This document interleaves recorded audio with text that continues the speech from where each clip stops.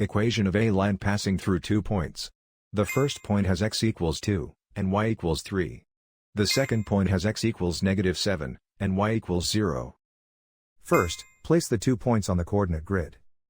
The run is the horizontal change, from x equals 2 to x equals -7, the run is -9. The rise is the vertical change, from y equals 3 to y equals 0, the rise is -3. Slope is rise divided by run, -3 over -9, which simplifies to 1 over 3. Now draw the line through both points.